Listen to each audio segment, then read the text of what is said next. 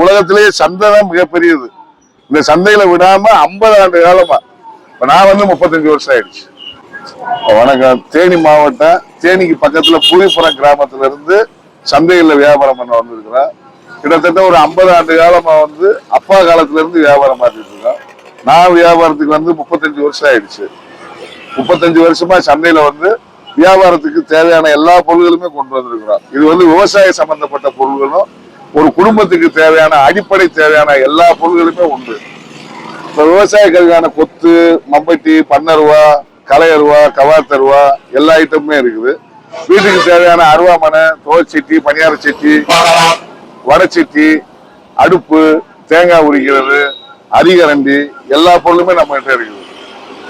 இப்ப முன்ன வந்து இந்த பொருள்களை விற்பனை கொஞ்சம் மந்தமாச்சு. இடையில ஒரு கிட்டத்தட்ட ஒரு 10 ஆண்டு காலமா மீண்டும் வந்து இந்த பொருள்களை வாங்குறதுக்கு மக்கள் தேடி வந்துகிட்டு இருக்கிறாங்க. எல்லா விதமான நான்ஸ்டிக் பொருள்கள்லாம் வாங்கிட்டு அதனால நோய் ஏற்பட்டு கஷ்டப்பட்ட காரணத்தினால இப்ப மீண்டும் இரும்பு பொருளுக்கே திரும்பி இருக்காங்க. இது டாக்டர்கிட்டே சில விஷயங்கள், நல்ல விஷயங்கள் சொல்ல வேண்டியது இருக்கு போல தெரியுது. இப்ப டாக்டர்களுமே சொல்லி விடுறாங்க, இரும்பு பொருள் பயன்படுத்துங்க, உடம்புக்கு நல்லது அப்படின்னு சொன்ன காரணத்தினால மக்கள் தேடி வந்து வாங்குறாங்க. எங்களால முடிஞ்ச அளவுக்கு பண்ணிட்டு இருக்கிறோம்.